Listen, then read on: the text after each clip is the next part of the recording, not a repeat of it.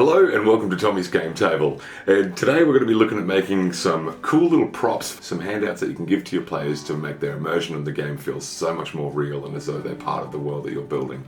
For this one, all you're going to need is a baking tray, a spray bottle, a bit of random ribbon that you got laying around from Christmas time or something, maybe a little bit of cordage, some string. The older and sort of more, rough looking the better I think with this one. You're going to need a little bit of tea, a little bit of coffee. I'm going to show you how to do both. Alright, you're also just going to need a normal conventional household oven and also a jug or a kettle. If you've got a spare couple of mugs or something like that to brew your teas and coffees in, use that, or jars. I'm sure you've got some mugs laying around your house. A few blank sheets of paper, and I've also printed out a couple of letters from like the general at the beginning of a campaign or a little bit of a plot hook from another NPC or something like that. So we've got a few different things that we can do, and I'm going to show you a couple of different ways of doing it. Alright, let's get into today's build. Alrighty, so you want to go over and turn your oven on to 180 degrees Celsius, and while you're doing that, you'll just want to brew yourself up a nice cuppa.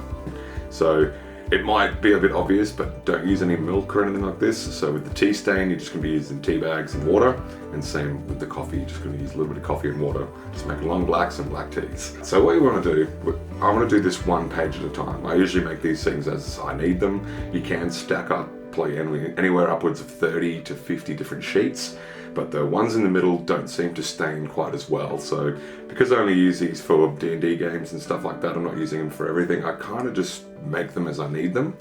So what we want to do is we want to maybe we'll start off with one of our letters. So this is a letter from General Hadwin Crum to start off a campaign that I've written a little while ago for some players that are halfway through that one.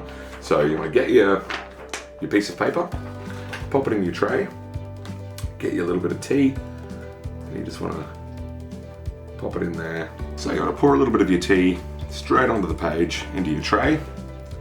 And you just want to work that around, make sure you're covering all of that piece of paper. I'm just using normal computer printer paper. Beautiful. And if we want to throw another stack of paper on that one, we might just get a blank piece. And we'll pop that directly on top, and a little bit more tea. And you just sort of want to rock it around, make sure you're getting that tea on absolutely everything. And then let that sit just for a little while, just to let it soak up all of that nice tea stain color. And once you've let that set for maybe a minute or two, you just want to get all that excess tea and pour it into another tray. Just so you're not waiting to evaporate all of that in the oven. Beautiful. So that's what we should be left with. We're going to set that off to the side, and then we're going to go pop this in the oven for about 5 minutes and just let it dry out, and we're going to have a bit of a look and see how it's turned out.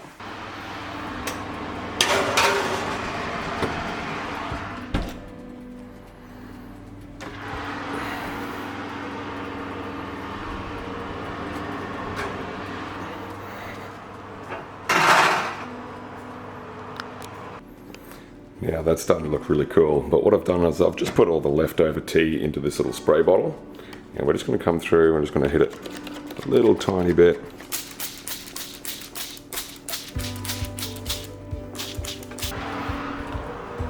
There we go, and straight back in the oven, just for another minute or so. Alright, now they have turned out absolutely fantastic. Look how good they look. You can see there's been a little bit of bleeding from the ink onto this one. Something that I've learned just while I've been doing this, so I've even learned something today, guys. Probably do all of your ink stuff separately, and if you're doing single pages, you can do a bit of a stack of them. But I think it'll actually work out pretty cool. But now we're going to go through and do almost the exact same process, but with our coffee. And the coffee basically brings it to a lot darker, more browny, kind of yellow stain. This is a little bit more like parchment paper, and what we're about to do looks more like really aged, old sort of paper that's been sitting around for a long time. Baking tray here. I'm gonna pop a piece of paper in there, and we're just gonna go the blank ones to start off with on this one. Get you a little bit of coffee, pour it in, a little bit more. Beautiful. Now just rock it around, making sure you're covering up all of that paper. And then we can go straight onto another piece of paper and a bit more coffee. And again, we're just rocking that around, making sure we're covering up all that paper. And one more.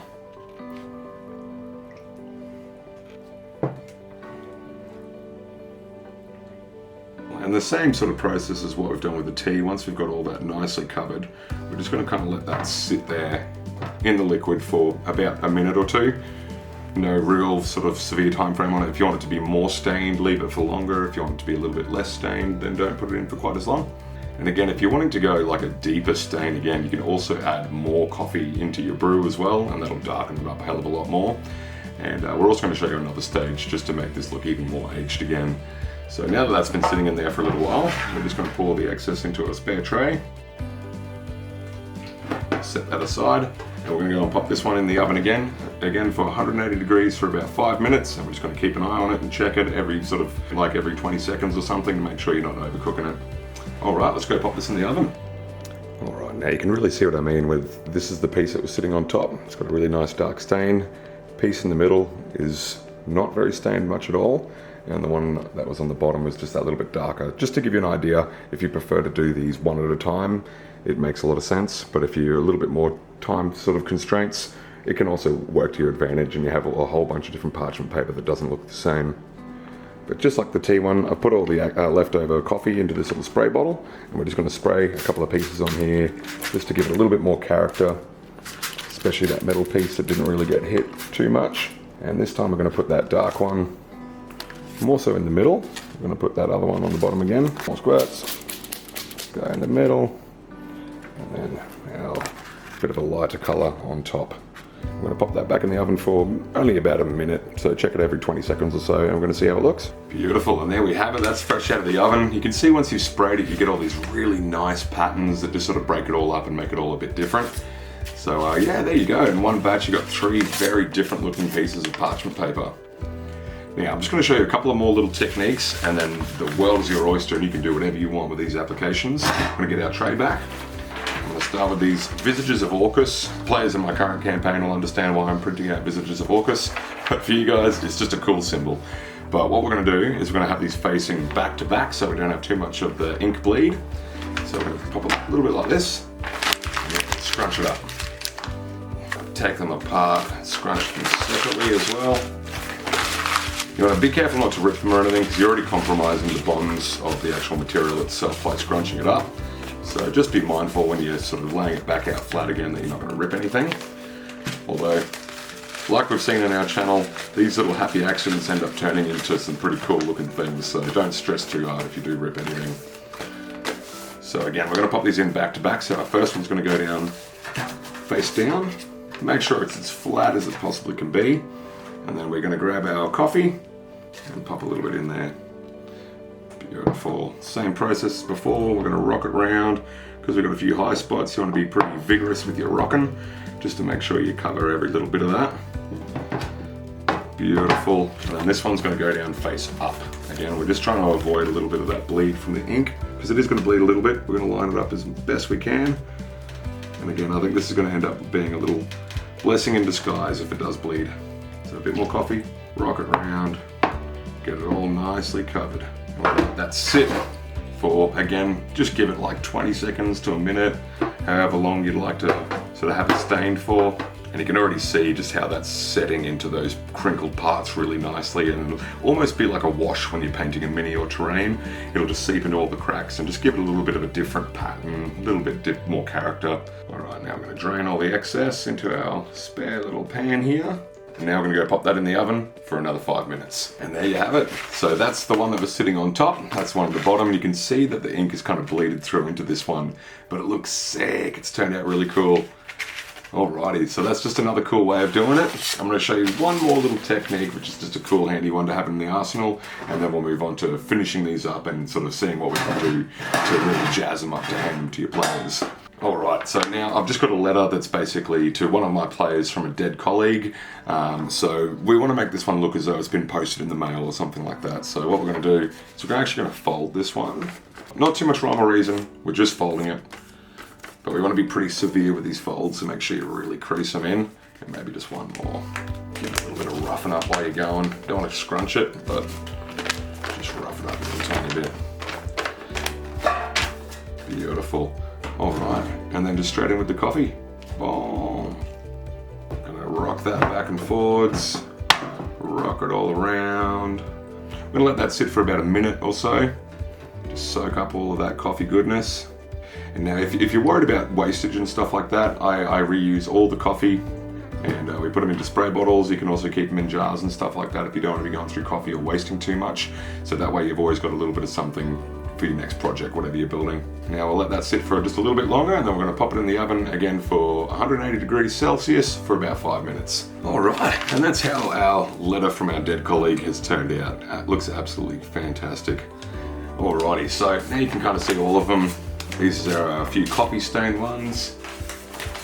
These are our tea stained ones, and a couple of AUKUS sort of prints here, and just for reference, that's how we started off. Just a normal piece of computer paper. But now that we've got all this together, we want to do something cool with it. We can't just hand it like that. I mean, you could, and it would look great, nothing wrong with that. But we just want to step it up just that little bit more again. So what we're going to do, we're going to start with our letter from our dead colleague here. And we want this one to look as though it's been posted in the mail, not necessarily by anybody of wealth or nobles or anything like that. So to get that kind of desired effect, we just want to fold it up, get our little bit of twine here, almost like a Christmas parcel wrap. So going over the top, and I'm going to bring this one around like so. And that'll give us our nice little square look, and then flip it on over, and bring it back around this way. Now you can play up this end, you know how much you need to play with. Now we're just going to tie that off. And just like a normal shoelace bow or something like that's fine. If you've got a cool little knot in your arsenal, if you used to go to Boy Scouts or something like that, then put whatever kind of knot you want in there. And just come through and cut off a little bit of that excess. And I'll probably use that for a little bit of rope in a build later on down the track. So there you go, that looks great. You can hand that over to one of your players. You've had an envoy or like a messenger that's just arrived on horseback, and he hands you that. How cool is that? Rather than just reading something off of your phone or something like you do every single time. That's just something a little bit cooler. So another thing you can do, we're going to get our letter from Hadwin Crom. There we go, General Hadwin Crom. So I want this one to look a little bit more official. So to do so, I'm actually going to roll this one up a little bit. Roll him up. Just pop something heavy on it just so it doesn't unravel. Now, everybody would have a little bit of bow or something like that laying around from Christmas time or something to that effect. So I'm going to grab that. Once you've got that nicely rolled up. And same kind of thing, we're just going to come through and do a very basic shoelace bow.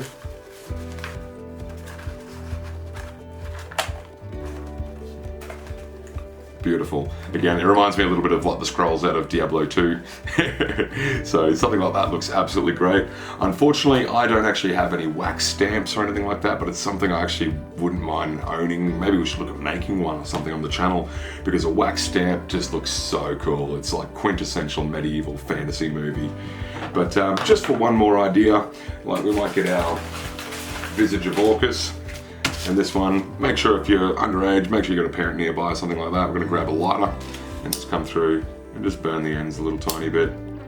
Just give it a little bit of a, more of a ruined look, like it's come out of an old library that's burned down or something to that effect. Use gloves. Again, I've got pretty tough hands from years of playing with fire and stuff like that. But if you want to use some gloves or something, that's also a really smart idea. Yeah, not overthinking this too much. You just want to come through and just torch a couple of spots, make it look a little bit old. I'm sure. We used to do this with pirate maps when I was a little kid. I remember my mum would make up like a bit of a pirate map, and she'd go and put out some lollies or something at Easter time with some chocolates, and we'd have to come through and find it. And honestly, that's pretty much where I've got most of my inspiration from when I was a little kid. Mum used to do this kind of stuff with us, and you can now apply it to your Dungeons & Dragons game. One more idea, just a cool one, just with all these random loose bits of parchment that we've made from the first bit, is you can stack them all up really nicely, fold them in half, and now you could either staple that, put some holes in it and bind it, and then you have a cool little notebook as well that you can use in-game. Or you could use this for anything, rare items, a tome of, spells, something to that effect. But this application with making paper look like old parchment paper or medieval style paper, it really is endless. It's only limited by your imagination. And there you have it again, ladies and gentlemen. So just with a little bit of imagination and some limited stationery supplies that you've probably got laying around at home, you can make some really cool looking awesome props for your game table. And it'll make the experience for your players and stuff just that much more immersive. Even if you want to use this just for an art project, it doesn't have to necessarily be Dungeons and Dragons or any tabletop gaming, but just thought it's something that I use quite regularly when I'm gaming, so I figured that it would be a great thing to teach you guys. There's heaps and heaps of videos out there on YouTube, so I'd just love to thank you again for clicking on this one. I can't do this without all the support that you guys give me, and if you'd like to support me even further, I do have a Patreon. If you're interested in something like that, you can jump on over to www.patreon.com/Tomi'sGameTable, and you can find everything there. Again, thanks for clicking on the video and have an awesome day. Thanks, bye.